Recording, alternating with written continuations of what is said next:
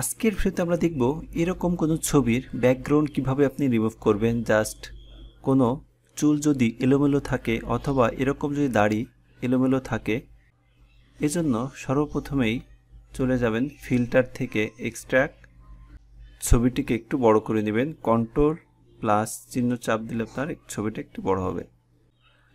এখান থেকে আমরা ব্রাশের সাইজটা অ্যাডজাস্ট করে নিব। ব্রাশ নেওয়ার পর আপনি ছবিটি এভাবে সিলেক্ট করবেন। ছবিটিকে উপর নিচে করতে স্পেস চেপে ধরে মাউস উপর নিচে করলে ছবিটি উপর নিচ করতে পারবেন।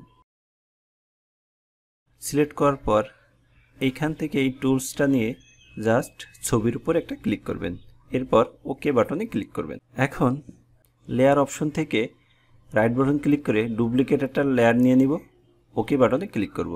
ব্যাকগ্রাউন্ড কালার যেটা দিবেন সেটা সিলেক্ট করে ওকে দিবেন। এখন প্রথম লেয়ারে ক্লিক করে জাস্ট কিবোর্ড থেকে কন্ট্রোল ডিলিট বাটনে চাপ দিবেন। ছবির সাইড দিয়ে যদি কিছুটা এক্সট্রা থেকে থাকে, ইরেজ টুলে একটা ক্লিক করে দ্বিতীয় লেয়ারটা সিলেক্ট করবেন। বাকি অংশটুকু এভাবে ক্লিন করতে পারেন। এখন ক্রপ টুলে ক্লিক করে জাস্ট ছবিটি ক্রপ করে নেবেন। ভিডিওটি কেমন লাগলো জানিয়ে কমেন্ট করবেন। সবাইকে ধন্যবাদ।